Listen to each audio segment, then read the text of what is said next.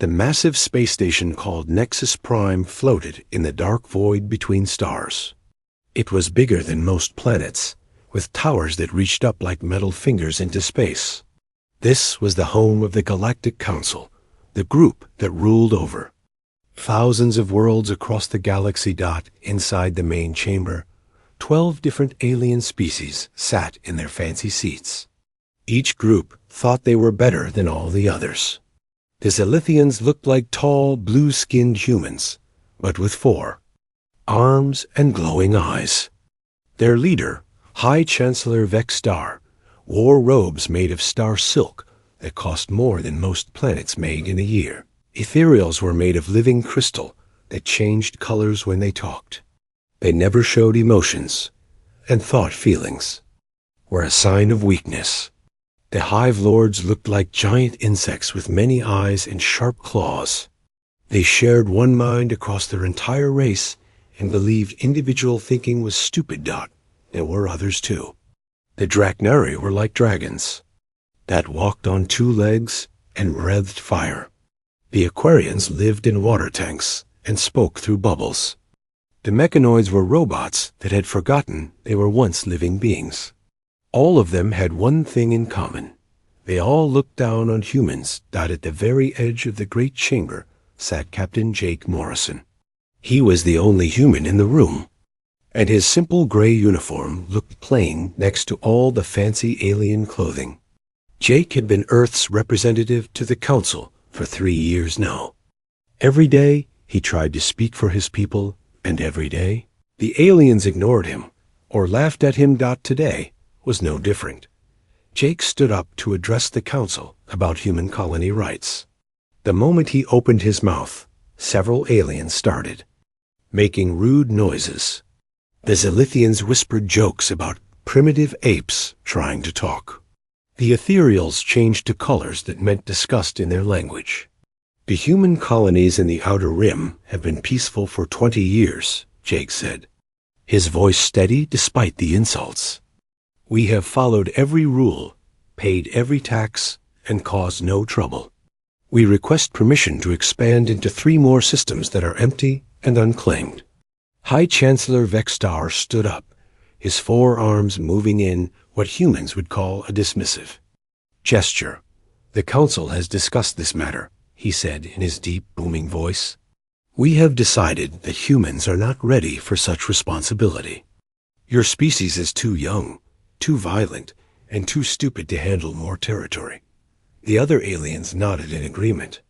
The Draknari Admiral Korvac slammed his clawed fist on his desk.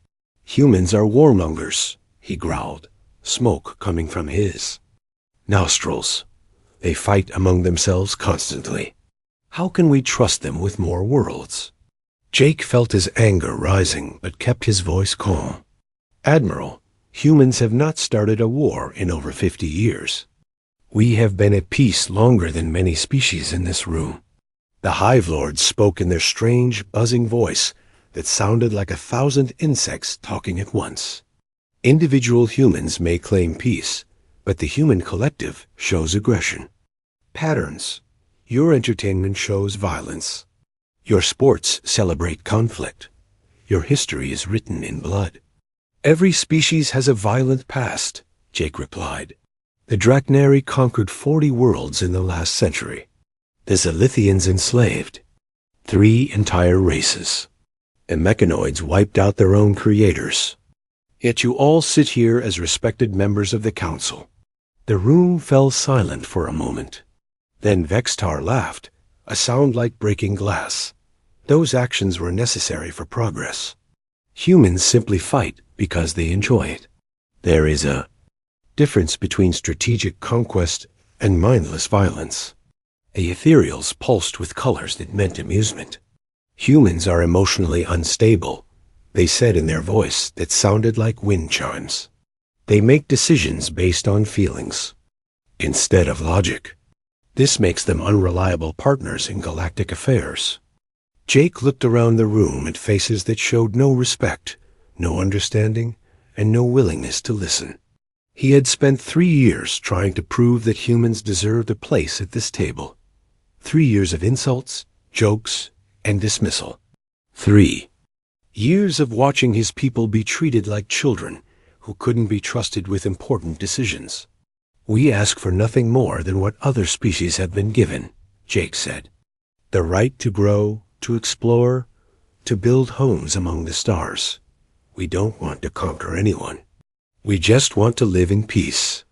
Admiral Korvax stood up, his massive form casting a shadow over Jake's small section.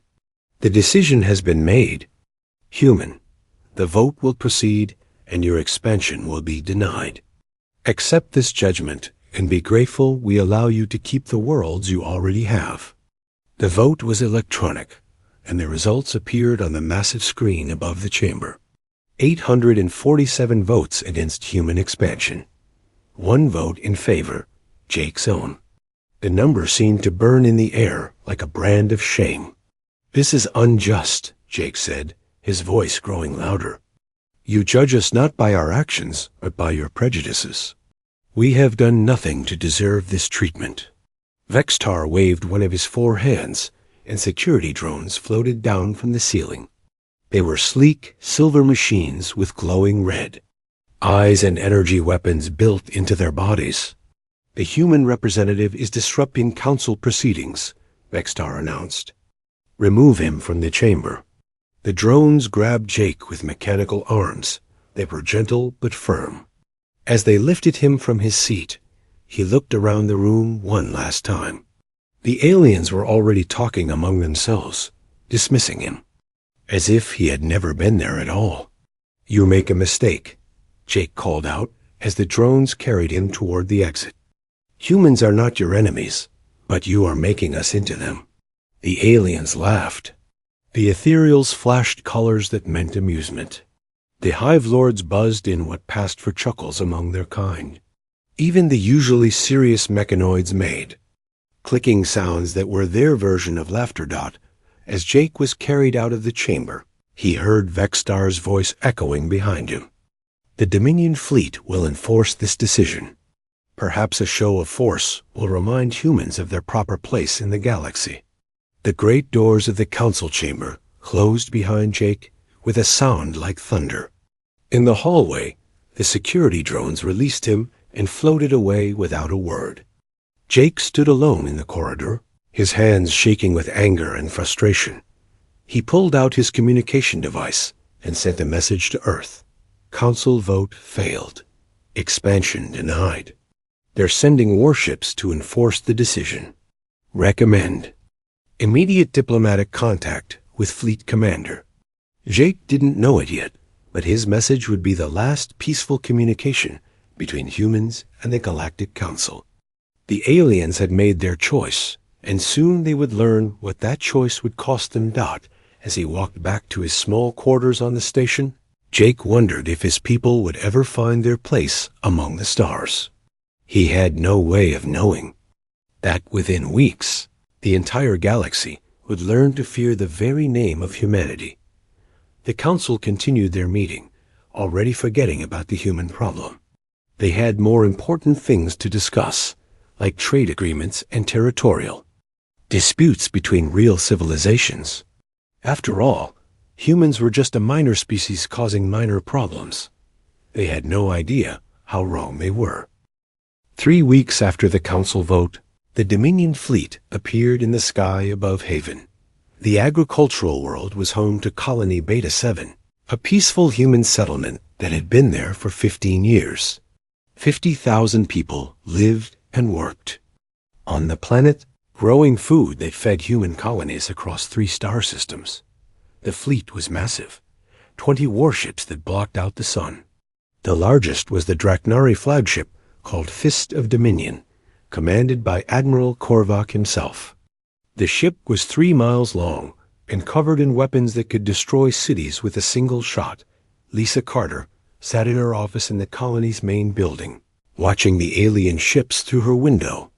She was the colony administrator, a job that usually meant dealing with crop reports and supply schedules. Today, she was trying to save the lives of everyone on the planet. Her communication system buzzed with an incoming message. The screen showed Admiral Korvac's scaly face, his yellow eyes glowing with satisfaction. Behind him, the bridge of his ship was dark and filled with alien technology that pulsed with red light. "Human Administrator," Korvac said, his voice like grinding stone. "I am Admiral Korvac of the Dominion Fleet. By order of the Galactic Council, this colony is in violation of expansion restrictions. You have 1 hour to evacuate." Lisa felt her heart sink. 1 hour to move 50,000 people off a planet was impossible. "Admiral, please listen to me. This colony was established 15 years ago under the Kelson Agreement. We have legal documentation proving our right to be here. Our people have lived here for generations." She held up a data pad showing the signed treaty. The Kelson Agreement had been approved by the Council itself, giving humans the right to settle on uninhabited worlds in the Outer Rim. Haven had been empty when they arrived, just a green world with no intelligent life. Korvac looked at the documents without interest. "The Council has made new rules. Old agreements are no longer valid. You will leave now, or you will be removed by force." "But Admiral," Lisa pleaded, "we have families here, children, elderly people who can't travel.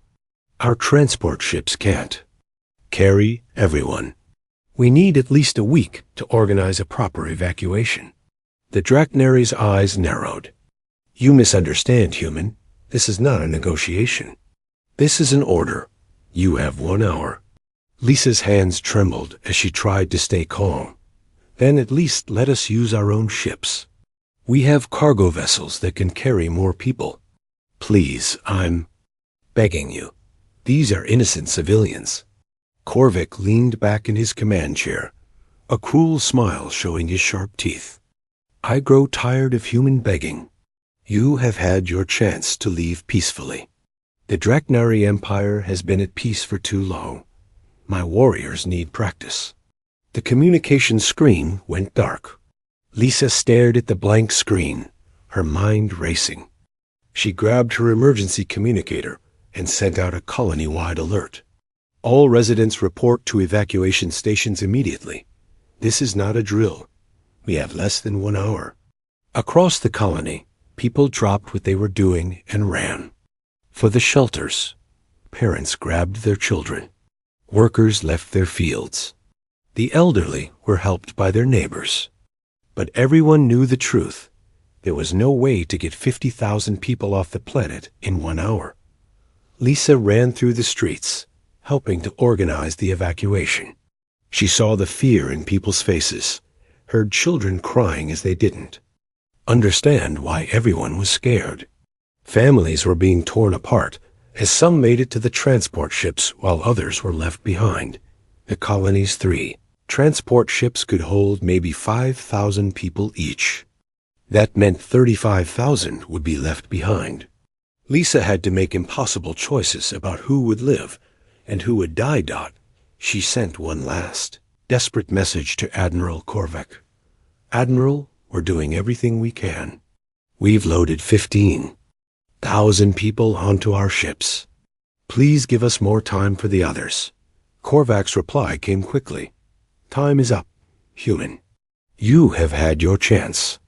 Now you will learn what happens when inferior species defy the will of the Council." High above the planet, the Dominion fleet powered up their weapons. Energy began to glow along the hulls of the warships. The weapon systems that could destroy entire cities were aimed at the peaceful farms and homes below. Lisa stood in the colony's main square, surrounded by thousands of people who couldn't escape. She looked up at the sky, where the alien ships hung like metal storm clouds. She thought about her daughter Jenny, who was away at university on Earth. At least she would be safe. The bombardment began at exactly 1 hour after the deadline. Beams of pure energy lanced down from the sky, turning buildings to ash and people to vapor. The colony's shields, designed to protect against storms and accidents, lasted exactly 3 seconds against military-grade weapons. Lisa Carter died in the first wave, along with the people she had spent her life protecting. The energy beam hit the main square, and everything within a mile radius simply ceased to exist. There was no time for pain, no time for fear. One moment they were there, the next they were gone. The attack continued for 6 hours. Admiral Korvac wanted to be thorough. Every building was destroyed. Every farm was burned. Every road was melted into glass. When the bombardment finally stopped, Haven was a smoking crater that glowed with radioactive fire. From the bridge of his flagship, Korvac watched the destruction with satisfaction. His weapons officers cheered as they watched their targeting. Displays. The Draknari had not fought a real battle in decades, and this had been good practice for his crews. Send the recordings to all human worlds, Korvac ordered. Let them see what happens when they defy the Council. Make sure they understand. This is just the beginning if they continue to resist. The footage was broadcast across human space within hours. On Earth, in the capital city of New Geneva, President Helen Brooks watched the video in her emergency bunker. She sat in silence as the screens showed her people being murdered from orbit. 50,000 civilians, including children and elderly, vaporized because they had dared to live on a world they had legally claimed that the president's advisors waited for her to speak. Some expected her to call for immediate retaliation. Others thought she would try to negotiate. No one expected what actually happened. President Brooks stood up slowly, her face showing no emotion. Get me the Defense Committee. All of them. Right now. Within an hour, the most powerful humans in the military were gathered in the secure meeting room. General Marcus Steele, Admiral Ryan Davis, and the heads of every military branch sat around the table. They had all seen the footage. They all knew what it meant. They killed our people, President Brooks said quietly. They murdered 50,000 civilians to make a point. They broadcast it like it was entertainment. General Steele cleared his throat. Madam President, the Dominion fleet has superior numbers and technology. A direct military response would be suicide. We need to consider diplomatic options. The president looked at him with eyes that seemed to have aged years in just a few hours. General, I want you to activate Protocol 7. The room fell silent. Protocol 7 was a plan that most of the people in the room had never heard of. It was classified so far above normal military secrets that only 5 people in the entire human government knew it existed. Admiral Davis looked confused. Madam President, I'm not familiar with that protocol. President Brooks turned to look at each person in the room. Protocol 7 is what we do when diplomacy fails. When the galaxy shows us that they see us as nothing more than animals to be. Put down when convenient. When they prove that they will never see us as equals. She pressed a button on her desk, and the room's security systems activated. The walls became soundproof, the windows went dark, and all recording devices shut down. What was about to be discussed could never be officially recorded. For 50 years, the president continued, we have tried to join the galactic community as peaceful partners. We have followed their rules, paid their taxes, and accepted their insults. We have been patient because we hoped they would eventually accept us as equals. She pulled up a holographic display showing the Dominion fleet still orbiting the ruins of Haven. They have made their position clear. They don't see us as equals. They see us as pests to be eliminated when we become inconvenient. General Steele leaned forward. What are you suggesting, Madam President? I'm suggesting that we show them what humans are really capable of when we stop pretending to be civilized. The president's voice was cold and steady. They want to see human wrath. They're going to get it. The meeting continued for hours. Plans were made that would have horrified the aliens if they had known about them. Orders were sent to bases that officially didn't exist. Weapons were activated that the galaxy had never seen before. The aliens thought they had won. They had put the humans in their place with a show of superior force. They expected humanity to beg for mercy, to accept their punishment like good. Little primitives. They had no idea that they had just awakened something that should have been left sleeping. The galaxy expected humanity to collapse after the Haven massacre. The Galactic Council members sat in their chambers, waiting for desperate human ambassadors to arrive begging for mercy. They expected tearful apologies and promises to never again challenge the established order. Instead, something unprecedented happened. Human space went completely silent. Every human embassy across the galaxy closed overnight. Human diplomats packed their belongings and left without explanation. Trade agreements that had been in place for decades were suddenly canceled. Human merchant ships that had been regular sights in alien ports simply vanished. On the trading world of Kepler Station, alien merchants waited for the weekly cargo shipments from human agricultural worlds. The ships never came. The docking bays reserved for human vessels stood empty. When station officials tried to contact human trading companies, they found the communication channels closed. High Chancellor Vexstar initially dismissed the silence as a childish tantrum. Let them sulk, he told his advisors in his crystal palace on the Zilithian homeworld. When they grow hungry enough, they will come crawling back to us. But as days turned into weeks, the silence began to worry even the most arrogant council members. The ethereals, who prided themselves on their ability to read the emotions of other species, found themselves unable to sense anything from human space. It was as if humanity had simply vanished from the galaxy. The Hive Lords, with their collective intelligence, were the first to recognize the danger. The human silence is not natural. They buzzed in their shared voice during an emergency council session. Species in grief are loud. Species in fear are loud.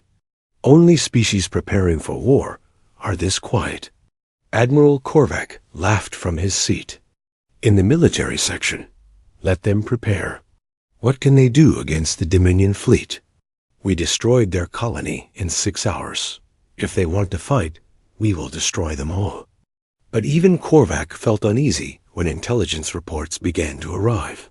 Human colonies across the Outer Rim were evacuating their civilian populations. Massive transport ships were moving millions of people to hidden locations. Most disturbing of all, every human military vessel had disappeared from sensor range. The Draknari had the best military intelligence network in the galaxy. They had spies on every major world and sensors in every important system. Yet somehow, the entire human military had vanished without a trace. Where are their ships? Korvac demanded of his intelligence officers. You cannot hide a fleet in empty space. His chief spy, a scarred Draknari named Vekvar, bowed his head in shame. Admiral, we have searched every system in human space. We have checked every asteroid field, every nebula, every possible hiding place. The human ships are simply gone. On the crystal world of Ethereal Prime, the Council's most advanced scientists worked frantically to understand what was happening. The Ethereals had technology that could detect the thoughts of beings across star systems. They had mental powers that could read the emotions of entire planets. Yet when they turned their abilities toward human space, they found nothing. Not the absence of thought, but something worse, a void that seemed to actively push back against their probes. It is as if the humans have learned to hide their minds, reported Crystal Singer Veltar, the Ethereal's lead psychic researcher. We cannot read their intentions, their plans, or even their locations. This should be impossible. The mechanoids, who had converted their entire civilization into living computers, ran millions of calculations trying to predict human behavior. Every simulation came back with the same result: insufficient data. The humans were acting in ways that defied all logical prediction. Error, error, error, repeated the mechanoid Prime as its digital brain tried to process the situation. Human behavioral patterns do not match any known responses to superior force. Recommend immediate data gathering. 3 months after the Haven massacre, the galaxy's most powerful species were beginning to panic. The humans had not begged for mercy. They had not launched a desperate, doomed attack. They had simply vanished, taking with them all traces of their military capability. It was then that General Marcus Steele made his appearance. The transmission came from nowhere, broadcast simultaneously to every major world in the galaxy. It cut through the most secure communication networks as if they were children's toys. The message was simple: a single human male in a plain military uniform, standing in what appeared to be an empty room. Steele was a tall man with gray hair and calm eyes. He looked directly into the camera with the expression of someone who had made a difficult decision and was at peace with it. When he spoke, his voice was quiet, but somehow carried more weight than the loudest alien war cry. I am General Marcus Steele of the Human Defense Force. I speak for all of humanity. You have shown us what you are. Now you will learn what we are. The alien leaders watching the transmission leaned forward in their seats. Finally, the humans were going to make demands or threats they could understand and dismiss. We are not your subjects, Steele continued. We are not your children to be punished when you grow annoyed. We are not your pets to be put down when we become inconvenient. We are human beings, and you have made a terrible mistake. High Chancellor Vexstar laughed despite himself. Is this supposed to frighten us? One human making speeches? But Steele was not finished. For 50 years, we have tried to join your galactic community. We have followed your rules, respected your customs, and accepted your insults.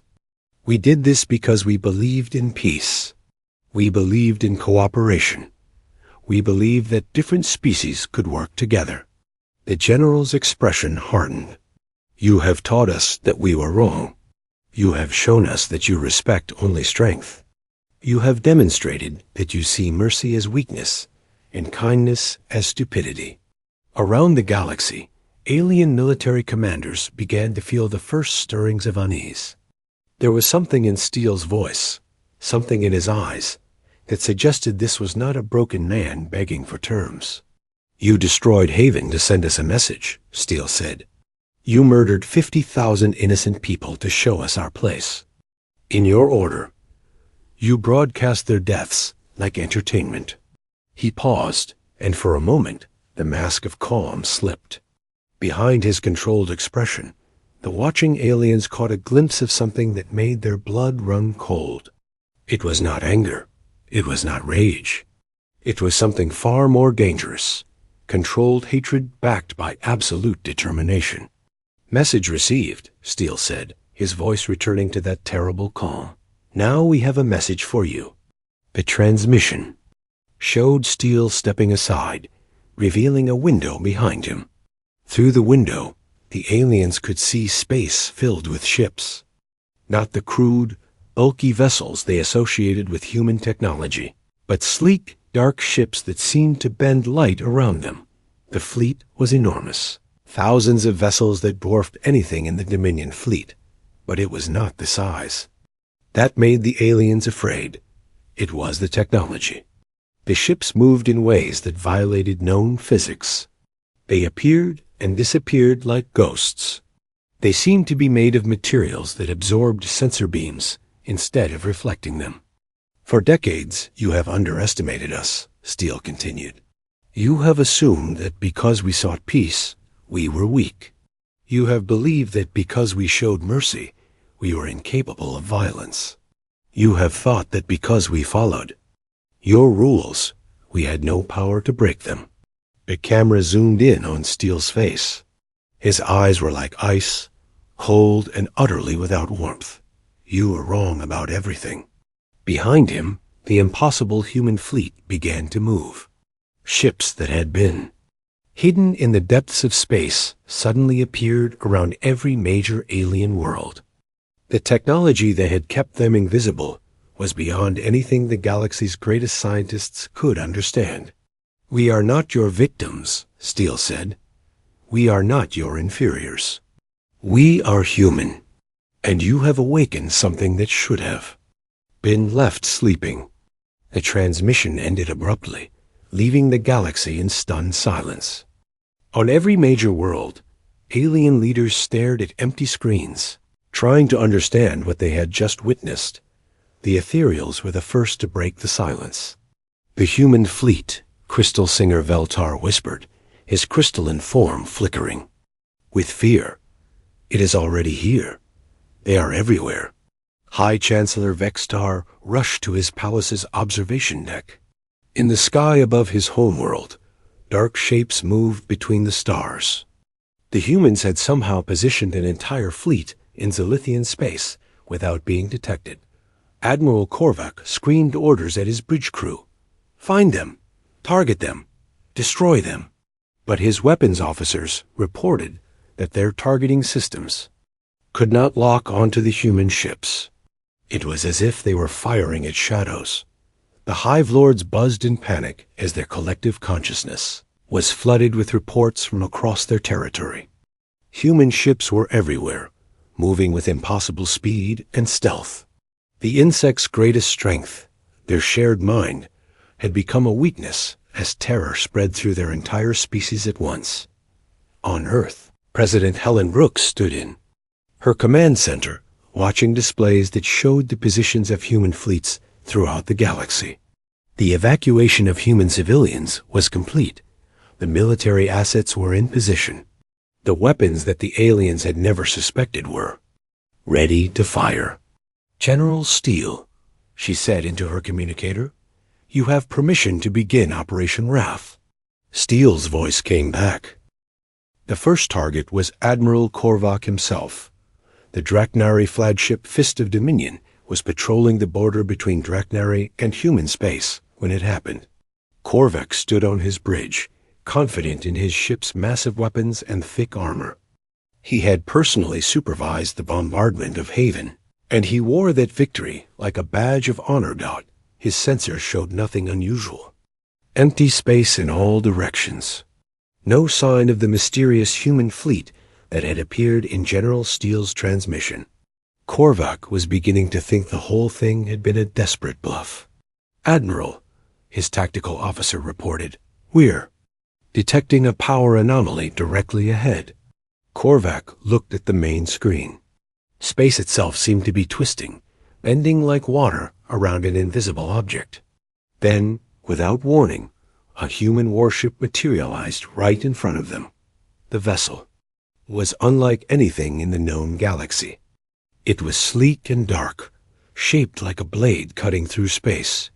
Its hull seemed to absorb light instead of reflecting it. Most disturbing of all, it appeared to be only half the size of the Fist of Dominion, yet somehow felt more dangerous than an entire fleet. "Impossible," Korvac breathed. "Nothing can just appear like that." His weapons officer was already targeting the human ship. "Admiral, should we fire?" "Destroy it," Korvac ordered. "Show these primitives what real power looks like." The Fist of Dominion unleashed everything it had. Energy beams that could melt asteroids, missiles that could destroy cities, particle cannons that could crack planets. The space around the human ship exploded in a brilliant display of destructive force. When the light faded, the human vessel was still there, completely undamaged. Its shields hadn't even flickered. "What are they made of?" Korvac's tactical officer whispered. The human ship began to move, not toward the Fist of Dominion, but around it. It moved with impossible grace, like a dancer performing a deadly ballet. As it moved, it fired. Not the crude energy weapons the aliens expected, but something else entirely. The shots looked like tears in space itself, dark rifts that seemed to cut through reality. When they hit the Fist of Dominion's shields, barriers simply ceased to exist. Not destroyed, not overwhelmed, they just stopped being there. "Shields are down," the tactical officer reported, his voice shaking. "I don't understand how. They just disappeared." More shots followed. The human weapons cut through the Fist of Dominion's armor like it was paper. Systems failed throughout the ship. The lights went out. The artificial gravity stopped working. Emergency alarms screamed as the mighty dreadnought began to die. But the humans weren't trying to destroy the ship. They were being surgical, precise. They disabled the weapons, the engines, the life support systems.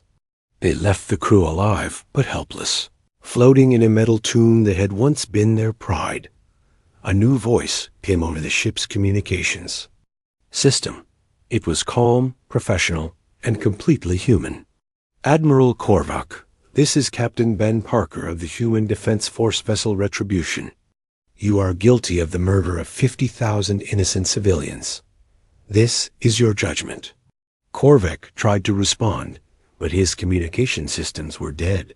He could only listen as the human captain continued. Your crew will be spared. They were, following orders. But you, Admiral, will answer for what you did at Haven. You will live with the knowledge that your mighty fleet was broken by the species you thought were primitives. The human ship moved away, leaving the Fist of Dominion, drifting in space. As it left, it transmitted a message on all frequencies for Haven. Within hours, the same message was being broadcast across the galaxy as other human ships found their targets. Every vessel that had participated in the Haven massacre was hunted down and destroyed. The aliens quickly learned that their most advanced sensors were useless against human technology. The Zelithian cruiser Stellar Pride was caught while hiding in an asteroid field. The human ship that found it didn't even bother to become visible. It simply fired through the asteroids, its weapons somehow ignoring the solid rock while finding their target with perfect accuracy. The ethereal destroyer, Mind's Edge, tried to escape by jumping to hyperspace. The human ship followed it through.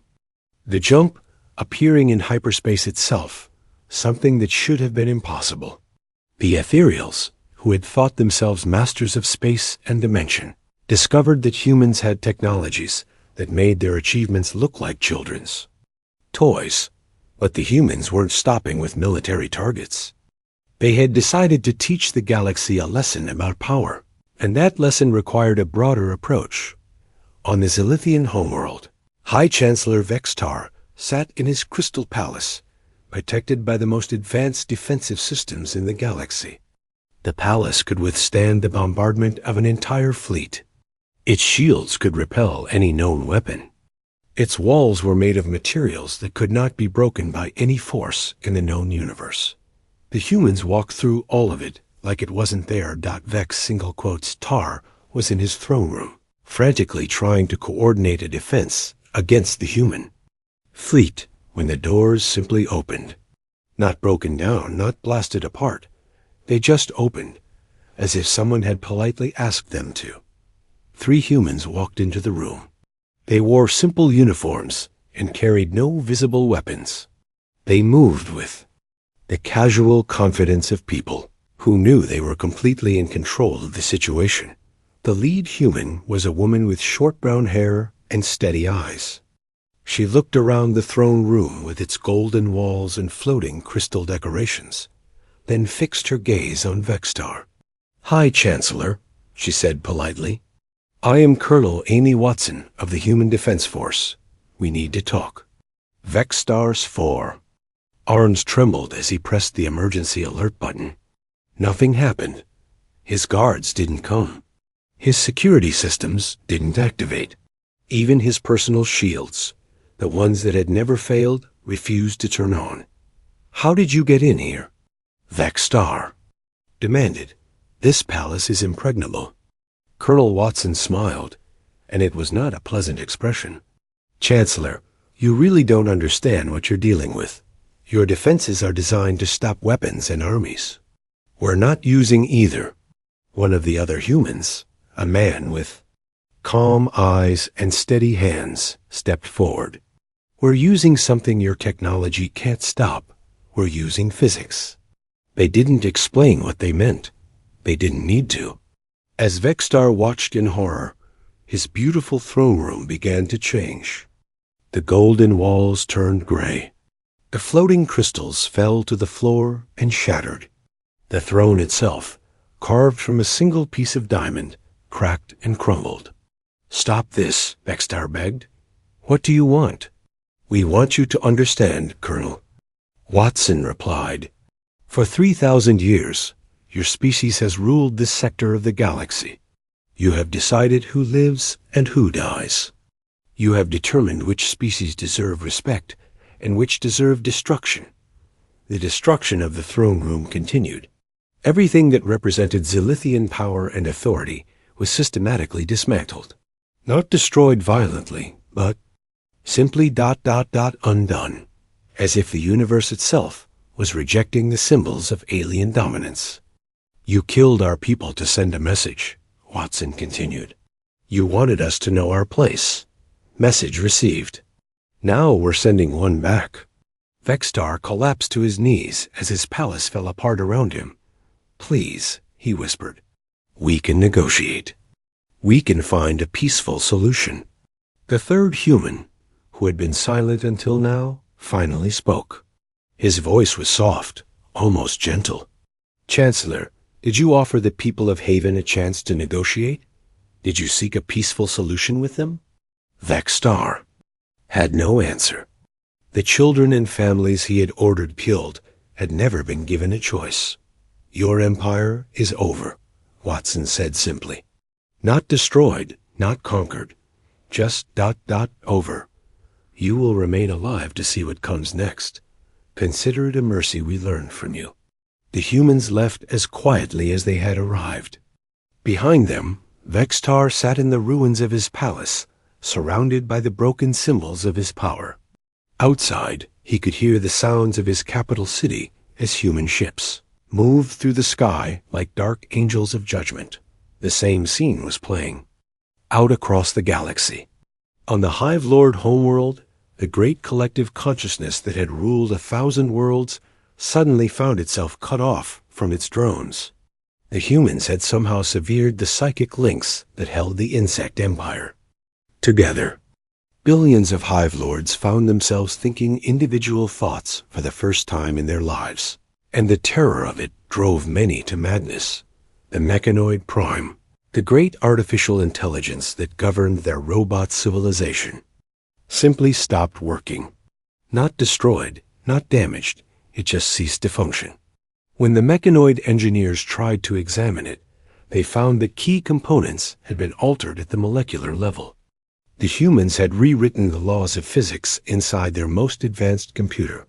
On Draknari Prime, the warrior culture that had conquered dozens of worlds watched their military might crumble overnight. Their weapons wouldn't fire. Their ships wouldn't fly. Their armor turned to dust when they tried to put it on. The proud dragon warriors found themselves as helpless as newborn hatchlings. Admiral Ryan Davis commanded the human fleet from his flagship, a destroyer Vengeance. The ship was a masterpiece of human engineering, built with technologies that the galaxy's greatest scientists couldn't even begin to understand. Davis himself was a veteran of humanity's secret wars, conflicts that had never appeared in any history book. Admiral, his tactical officer rapport. 6 months after the Haven massacre, the Galactic Council chambers stood empty.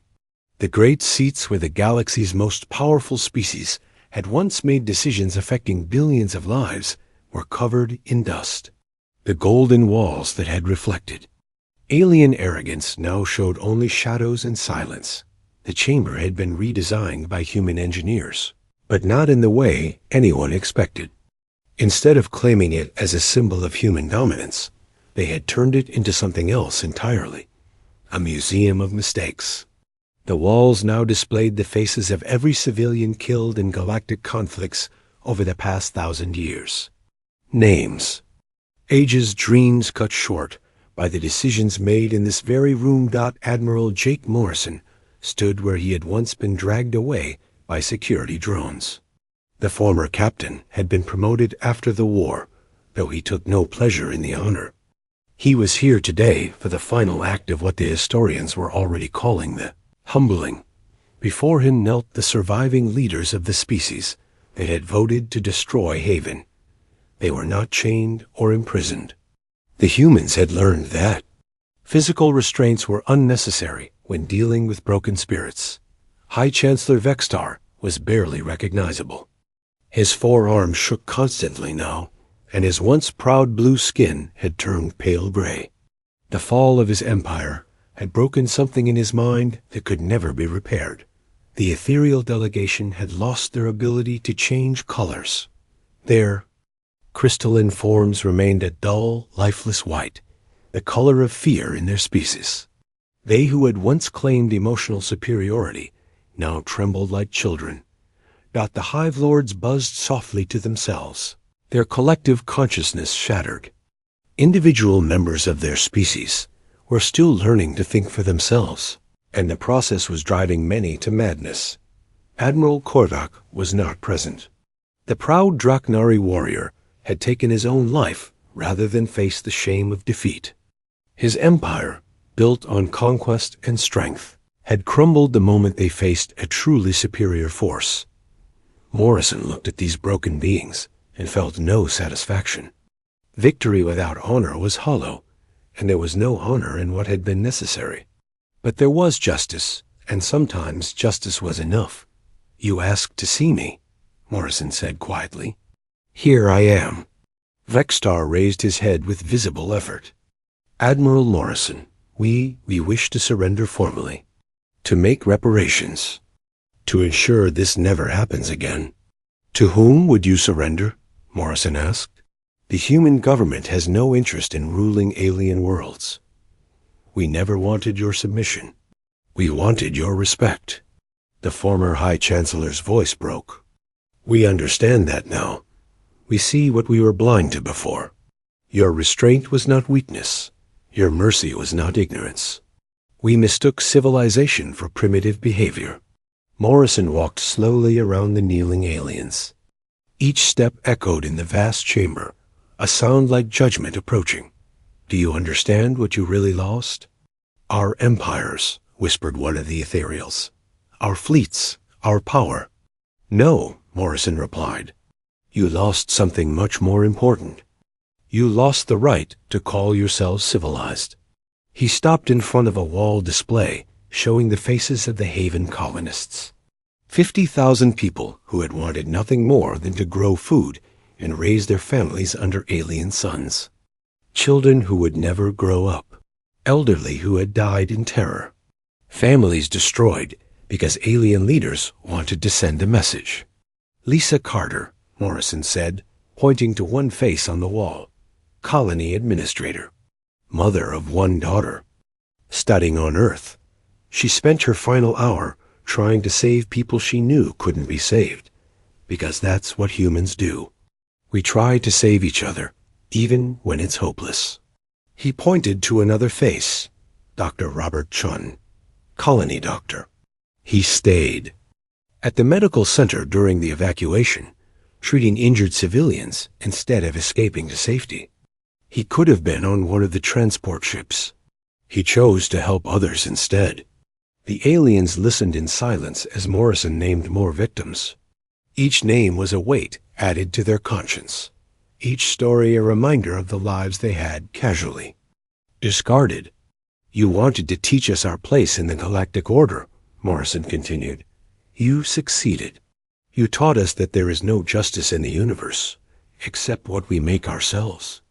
You taught us that mercy is only meaningful when you have the power to show cruelty instead." Vextar tried to speak. "We were wrong. We know that now. Tell us how to make amends." Morrison looked at him with eyes that held no forgiveness. "You can't. The dead can't be brought back. The trust can't be rebuilt. The innocence can't be restored. Some mistakes are permanent." He turned away from the kneeling aliens and walked toward the chamber's exit. "But you can remember. You can ensure that future generations understand what happens when power is used without wisdom. What happens to us now?" Called one of the Hive Lords, their voice filled with the terror of individual thought. Morrison paused at the doorway. "You continue to exist. Your people will rebuild their civilizations under human oversight. Your governments will be restructured to prevent future genocides.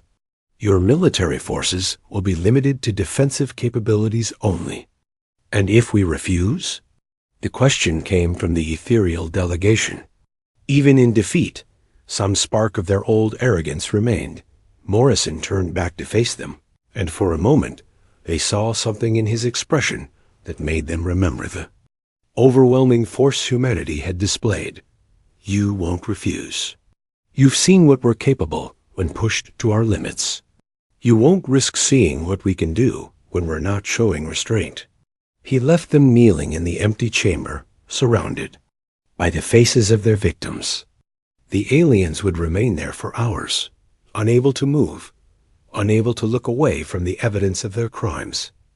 Outside the chamber, Morrison met with President Helen Brooks, who had arrived to oversee the final stages of humanity's reorganization of galactic government. The president looked older than her years, aged by the weight of decisions no human leader should have had to make. "How do you feel?" she asked him. Morrison considered the question. "Empty. We won, but what did we really accomplish? We proved we could be as ruthless as they were. Is that something to be proud of?" "We proved we could protect ourselves," Brooks replied. "We proved that our people's lives have value, even if we have to enforce that value through strength. Sometimes, that's all civilization can do, make sure the cost of evil is too high for anyone to pay." They walked together through the corridors of the station, past human technicians installing new systems that would monitor galactic governments for signs of future atrocities. The technology was beyond anything the aliens could disable or circumvent. "What happens now?" Morrison asked. "Now we go home," Brooks said. "We rebuild our colonies, including Haven. We remember our dead, and we make sure their sacrifice meant something." She stopped at a viewport, showing the vast expanse of space beyond the station. "We also make sure the galaxy never forgets what happened here, not as a threat, but as a reminder that every species, no matter how small or seemingly weak, deserves basic dignity." In the weeks that followed, human ships began to withdraw from alien space. The occupation was ending, but the changes humanity had made would be permanent. New laws protected civilian populations. New treaties prevented any single species from dominating others. New technologies ensured that another Haven could never happen. But the most important change was invisible. It existed in the minds of every being in the galaxy. They had learned that power meant nothing without the wisdom to use it correctly. They had discovered that the strongest civilizations were often those that chose not to show their strength until they had no other choice. On Earth, in the rebuilt city of New Geneva, a new memorial was dedicated to the victims of Haven. President Brooks spoke at the ceremony, her words broadcast across human space. "We did not choose to become what we are today," she said, her voice carrying the weight of a changed species. "We were forced into it by those who mistook our desire for peace as inability to wage war. We responded not with the mindless violence they expected, but with the controlled application of overwhelming force in service of justice." She paused, looking out at the faces of the humans who had survived their species' transformation from hopeful diplomats to galactic enforcers. The galaxy wanted to see human wrath. They saw it. They learned that our capacity for violence was matched only by our commitment to justice. They discovered that the species they dismissed as primitive had weapons and technologies beyond their comprehension.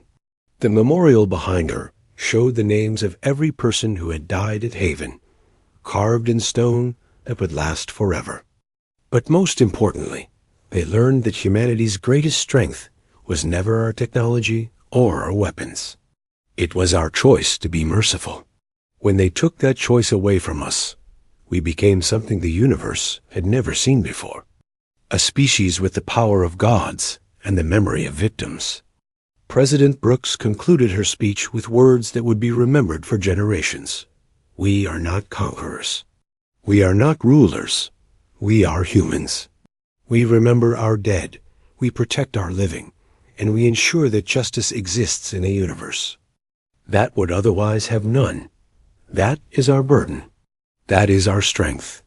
That is what it means to be human. The galaxy had learned its lesson. Power meant nothing without wisdom. Strength meant nothing without restraint. And mercy meant nothing. If you lacked the power to choose cruelty instead, human it.